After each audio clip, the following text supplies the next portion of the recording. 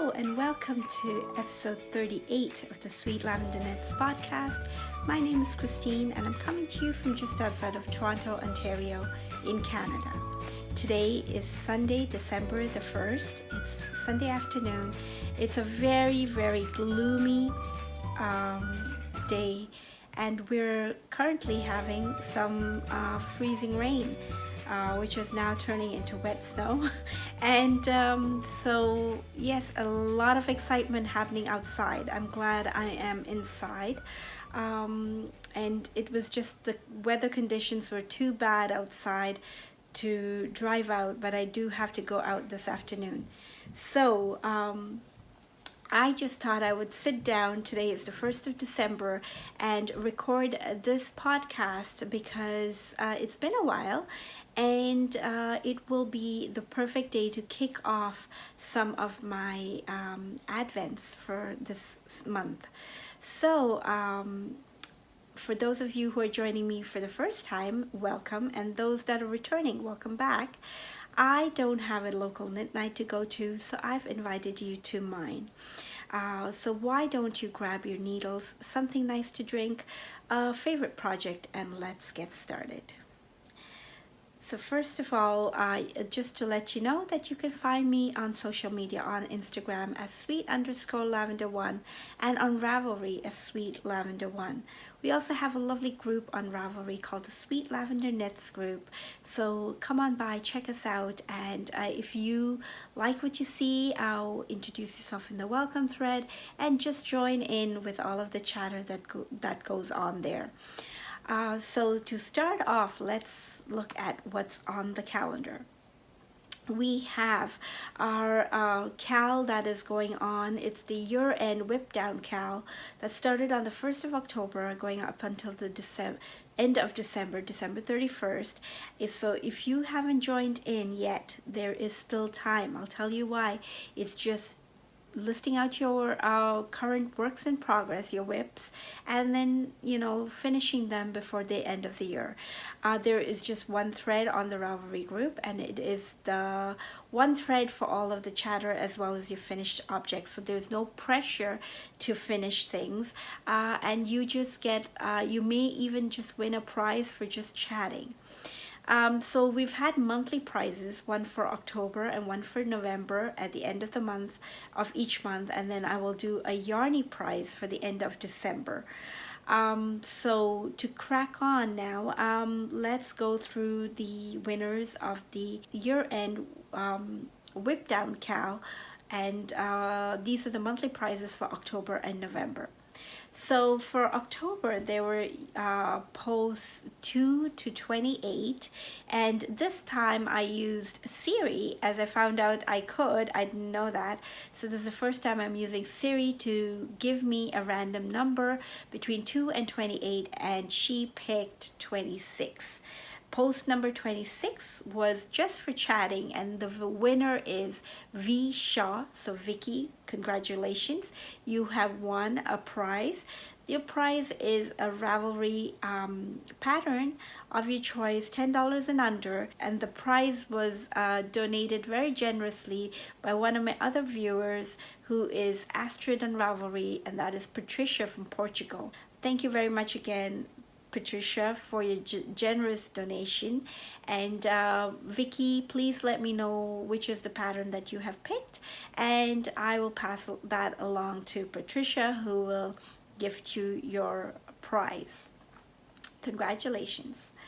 Moving on to November end, so that was between post 29 and 41. And so just so you are wondering, for those that are new, we are a very small group, so your chances of winning prizes are pretty high. So I just encourage you to join in. You might be the next person to win as well. Okay, so between 29 and 41 were the posts for November, and Siri again picked the number, and it was post 33, which was Eternity 21 on Ravelry. I'm sorry I didn't write down your name. but congratulations. And she was knitting, or she had just finished knitting the moon dust scarf for her mother-in-law, and it was a very colorful, pretty scarf. So congratulations, Eternity 21, and do let me know your Ravelry pattern of choice, $10 and under, and I will give that to you. So get in touch with me on Ravelry. Yes, so the next one is going to be for December 31st, and I have a yarny price for that.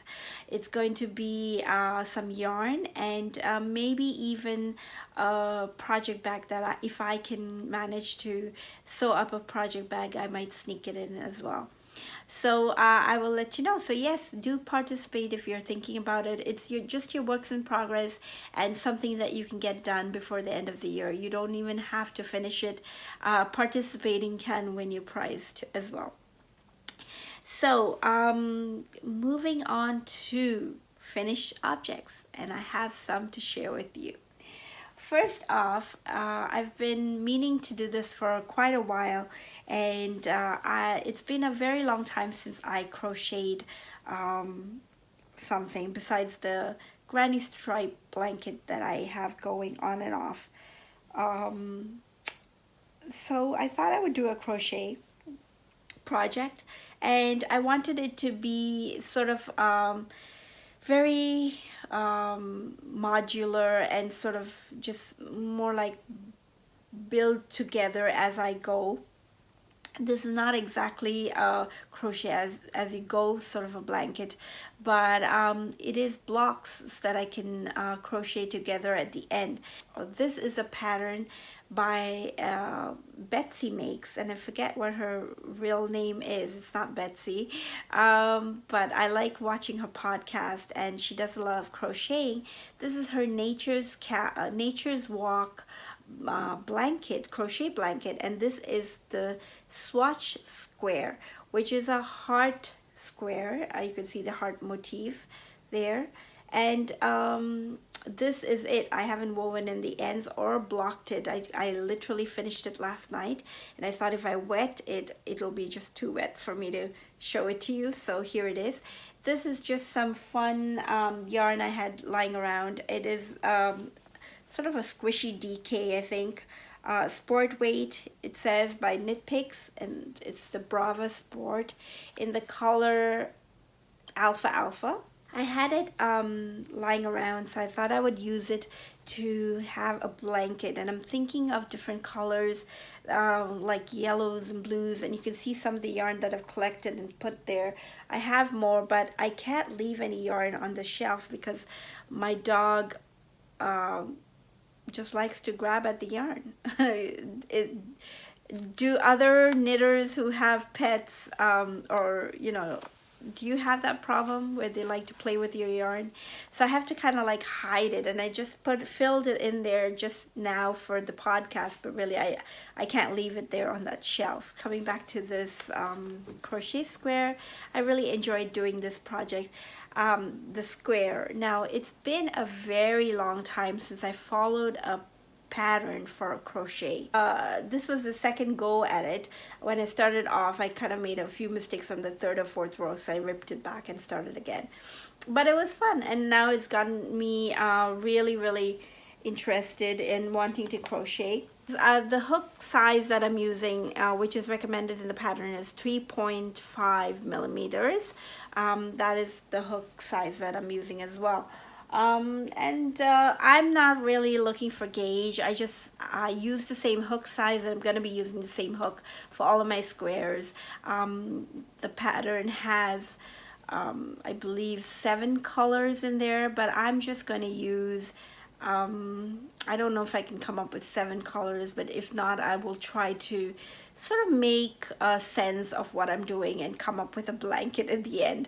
So I'm following the pattern pretty loosely, as in I will follow the square motifs and build them up, but not really follow the placement of it. I would have to do more of my own thing because I'm using yarn that I have in stash. And most of it is acrylic yarn because it will serve the purpose for who it will be for. Okay, so the second finished object is a pair of socks. This was the tube that I had made on the last one. So now what I did is I cut it, or actually I cut the tube into half, and I put in toes, and this is just some leftover. This is Berger de France. The main tube was done in Berger de France, and I was corrected. It's Emprom khaki. That's the colorway. The Gumi 50 base, and I love this base for socks. It's just very, very nice. It's not extremely soft. It has a little bit of a wooliness to it, but at the same time it's very hard wearing. I can tell you because I've knit a few pairs of socks in it, and they hold up very well. So this is some leftover, and this is Emprunt Bleu. So I got a whole of, I think, about 5 or 6 different colors from the Gumi 50 collection about 2 years ago, and I've been knitting through some of them recently. Yeah, so there. And then the heels, I did afterthought heels for them, and they were done with Holzgarn, super soft, in the color opal, I believe. If not, if the band didn't come from somewhere else, or if I'm mistaking it, but yes. And now you'll see my afterthought heels. What I do with them is I knit through, I knit them for just straight knit for about not exactly an inch, maybe 3/4 of an inch, and then I start doing the decrease. The decrease to the heel is exactly like the toes, so it's the same thing, and it gives you a nice decrease. I had my son, these are socks for my oldest son who's 19. His feet are pretty big, so I had him try on one before I went to the next one, and it fit like a glove. Like he thinks it's really cozy. So these are going to be a pair of socks for Christmas for him. He's tried them on, but he won't remember, and it's a good gift for him. There we go. So that's my second finished object. Now moving on to works in progress. So I have a few things happening right now. Going back to these socks, I have been trying to knit a pair of socks a month for this year. It was one of my goals to try and knit 12 pairs of socks by the end of the year, and I have the hashtag SLK Year of Socks 2019. And it's been a lot of fun. I'll tell you that through the summer I kind of dropped the ball a little bit, but I was able to pick it back up, and I've been completing it. This is my 9th pair of socks that I've finished, and unfortunately it looks like I won't be able to make the 12 pairs of socks, but some of you have been joining in in the thread on Ravelry with your 12 pairs of socks, and I know that some of you have already finished your December socks, which is amazing. You guys are amazing. Thank you for cheering me on, and thank you for joining in and just supporting and getting me going, and trying to knit just a little bit more. But even with all of that, I was unfortunately not able to make it. So just going on to some of the works in progress that I have. There are 2 pairs of socks. So the first one is my birthday cast on. This is lovely yarn that I was gifted last year for my birthday in October by one of my work friends, and it is Log House Cottage yarns. Log House Cottage yarns, and it's on the Squishy Sock 8-ply base, and it just says it's Simply Speckled Light Collection. I don't know if there is another colorway name for it, but it's just a beautiful speckled purple yarn, and obviously you can see that's my color. And this is the one I'm finished, and I'm working on the second one right now. So let me just show you. It has a love, it is the little Hocus Pocus socks. And I believe I said it wrong the last time. Apologies for that. The designer is not Helen Stewart. It is This Handmade Life, and it's Olivia. So correction on that. And it is called the Little Hocus Pocus Socks. I thought it was appropriate for October, and it just has this lovely cable detail that goes down all the way on the leg and the foot. And it has a heel flap, heel turn, and gusset with the eye of partridge heel. Can you see that there? And it might surprise you, for those who have been watching, you know, watching my podcasts for a while now, that I would actually knit a whole pair of socks in the same color because I like my contrast heels and toes. But this one is for a friend of my mom's, and I wanted to keep it simple, and also have less yarn to, or ends to weave in, really, to try and keep it neat as possible.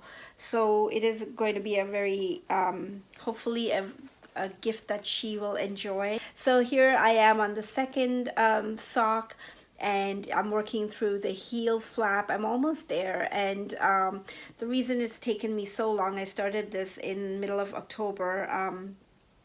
It was my birthday cast on, if I didn't say that already. And I have been purely knitting this on the train in the mornings, most days just in the mornings, and that's about 25 minutes to a half an hour at the most. So it has gotten very little knitting time, but I'm making progress, and I hope to have it done before Christmas. So that is my first work in progress. Okay, so the second one is another pair of socks, and it is on the West Yorkshire Spinners signature 4-ply. It is their Christmas colorway for 2019, I believe. I don't know if it's called Robin, but what I will tell you is the package arrives with a beautiful Christmas card, and I will just show this off to you. Envelope and all. A beautiful Christmas card, and inside there is a pattern for a pair of socks, and they call it the Christmas Robin Socks by Winwick Mom. I guess that's the designer, but I know Winwick Mom also has a Facebook group, and they're very, very popular. So it's a lovely pair of socks. Let me try and show you the pattern right there. I hope you were able to see that. This is the sock that I've knit up so far. I just did a 2x2 ribbing from the top for about 15 rows or so, maybe 20, I can't remember. Just a little bit of a cuff, and then I went into my usual 3x1 broken rib, and this is because I don't enjoy knitting vanilla socks, so I like to have a little bit of an interest going on, and therefore I do the broken rib, which really helps, and it's going to be a nice pair of socks. I'm using my preferred heel method, which is the fish lips kissed heel. It's a nice short row heel, and if you want to try a short row heel, I know that there is a pattern on YouTube for free. There are actually a few of them that they show you how to do the short rows, and the only difference between those where they use the traditional wrap and turn method is the way you wrap the stitches when you are changing directions in your knitting. Okay, so I would say that's the only difference. I don't see much of a difference, but it is the first heel that I learned how to do, and I love it. It's very convenient, it works, and it's a great fit for me. So that is the one that I use. What you can hear is the Jingle Bell marker, a progress keeper that I got along with my Jingle Bells Rocks sock set from Ellie of Craft House Magic. And I know she has these progress keepers again, and she sells them in her shop. So go by and check out her shop. I believe it's crafthousemagicuk.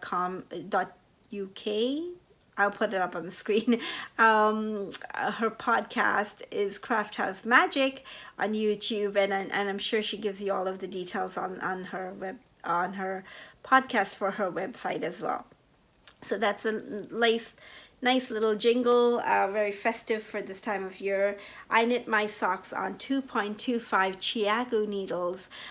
These are sorry, not interchangeable. These are the fixed circulars, and I like them, and I use magic loop for my sock knitting.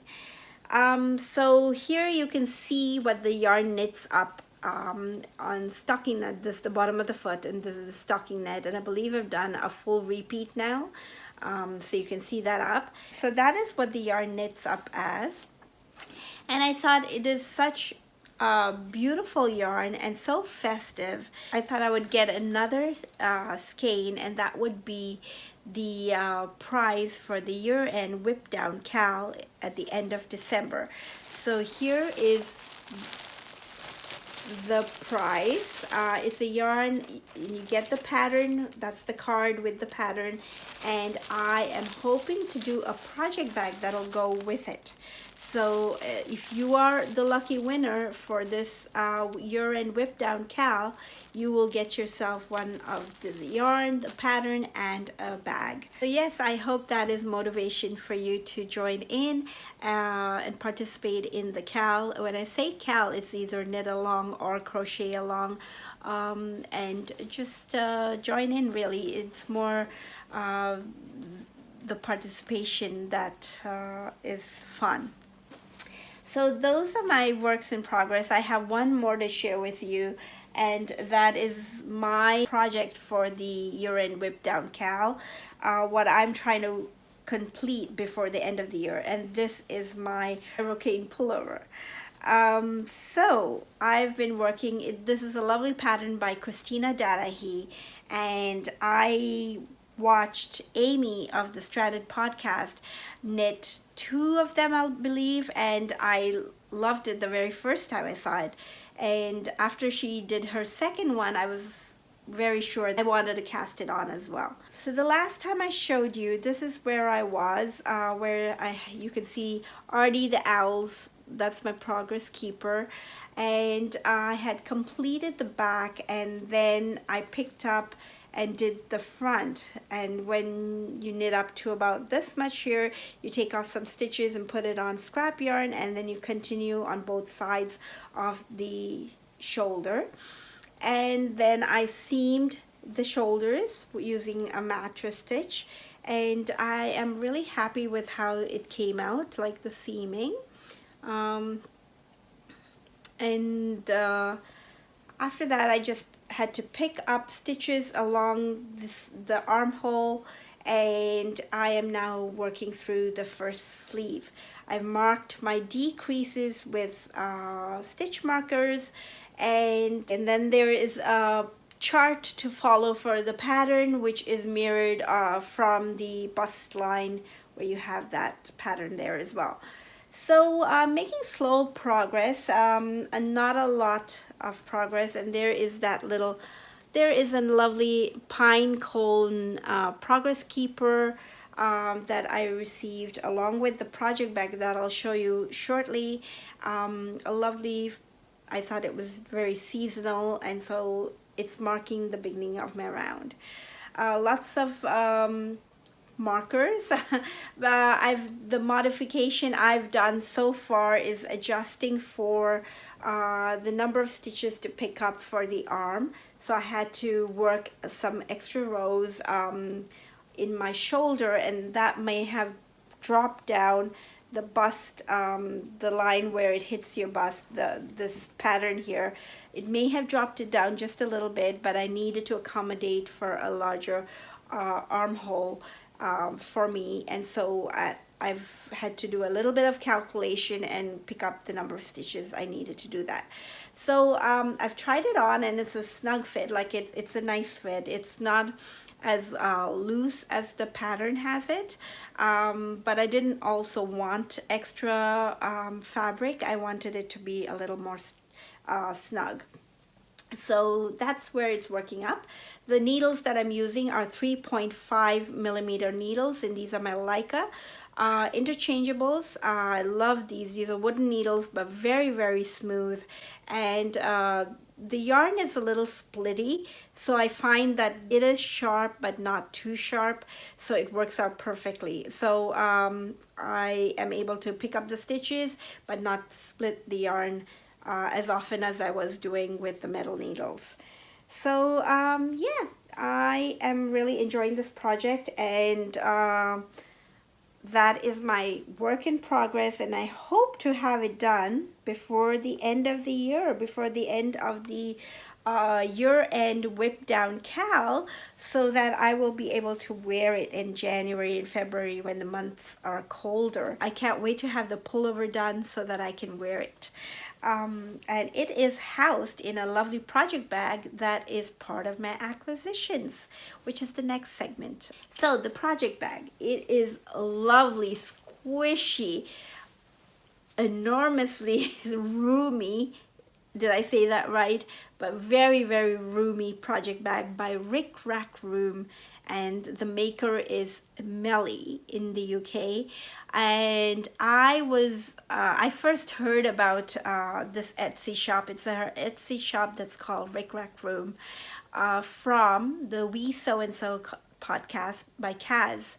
KALs has mentioned this maker a couple of times, and she'd shown off her bags, and I thought, wow, those bags are really, they look very big and they look really nice. I was waiting to check her out. I think what happens on Etsy is that if you don't have items for sale, it doesn't, your shop doesn't show up when you do a search. I don't know. So it happened a couple of times when I was looking up. But the last time when I did, she had a few items, and this is one of the bags. And I thought it was just a nice wintry themed bag that was perfect for this time of year, and especially for my project. Look at those cable cars that are there. And then, people skating, I think. Yeah, or skiing. There's a skier going down a mountain. And your cabin, I'm just imagining someone having hot chocolate inside, warming up, and ski slopes.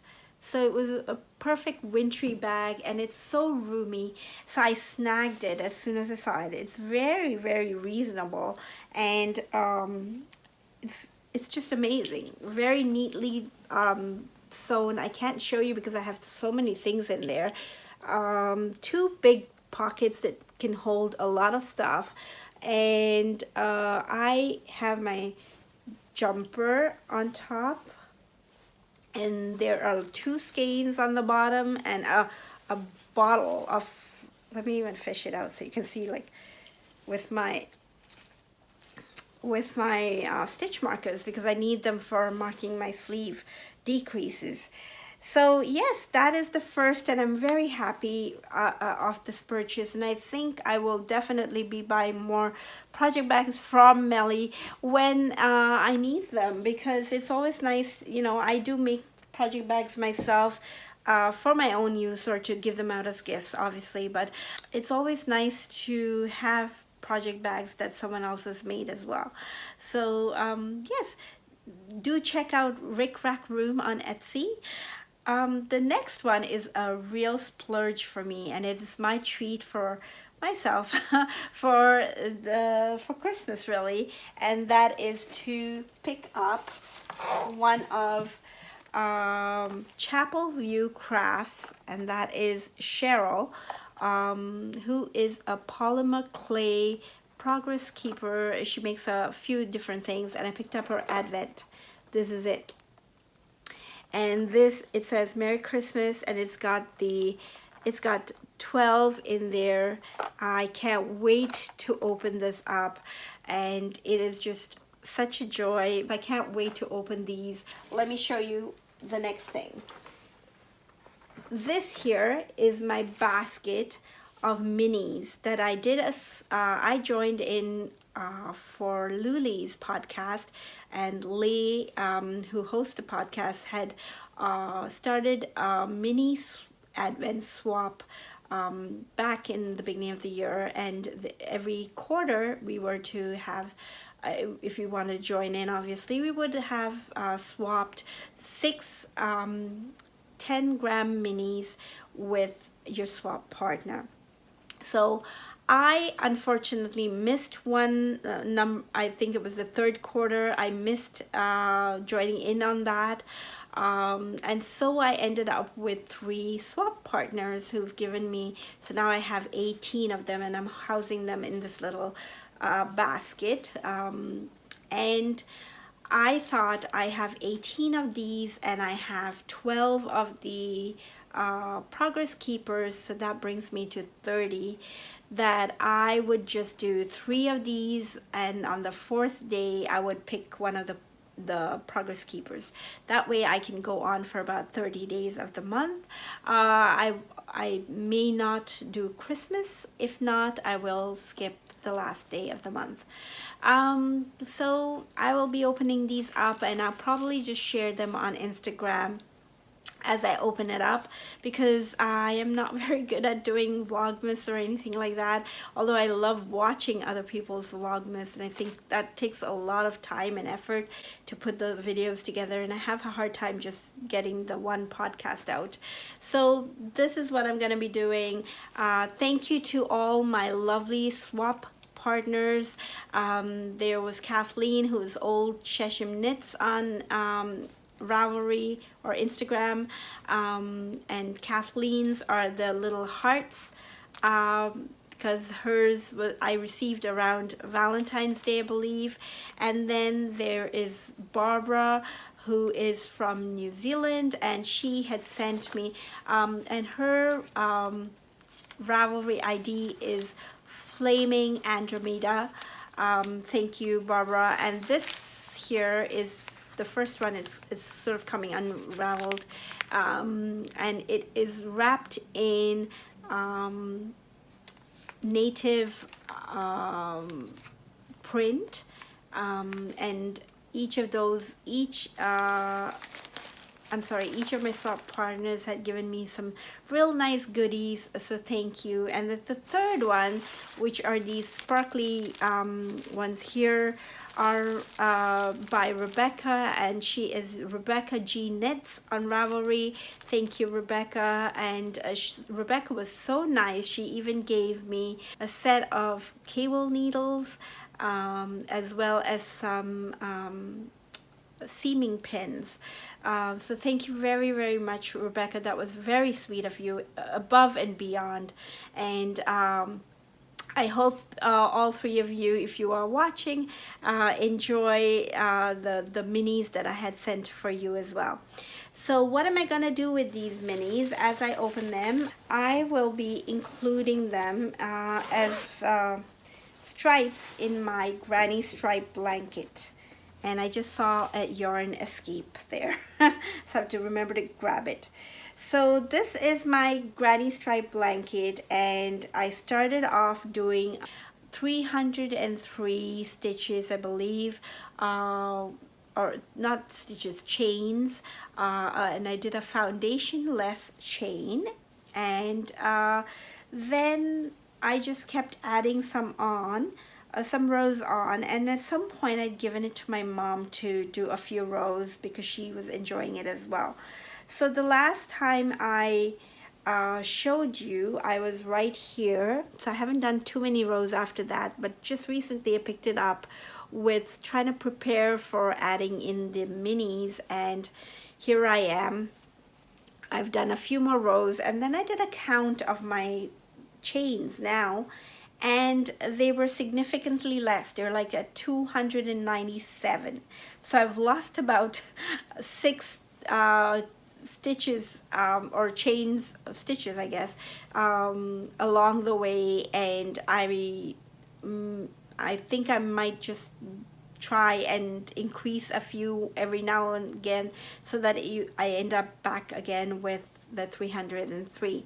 But this is where I'll be adding them in. It's just nice squishy, and this is going to be a little, maybe I was hoping for a blanket, but even a throw for my daughter when she is ready for university.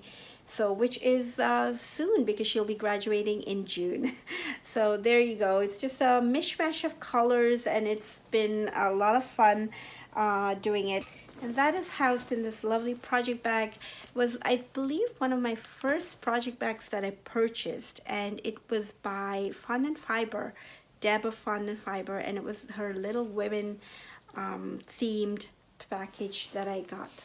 So there, that is that. Those are the things that I've acquired and I can't wait to enjoy it, especially the Advent. As I will be opening them, I will try and share on Instagram and make it a little exciting. I'm sure I'm going to be excited, but I'll try and share it regularly so that you can have a peek at what I've received as well. And then coming around to what's going on, for those of you who've been watching or being part of our knit night for a while now, I want to say a very big thank you for all of your support and love, and just all your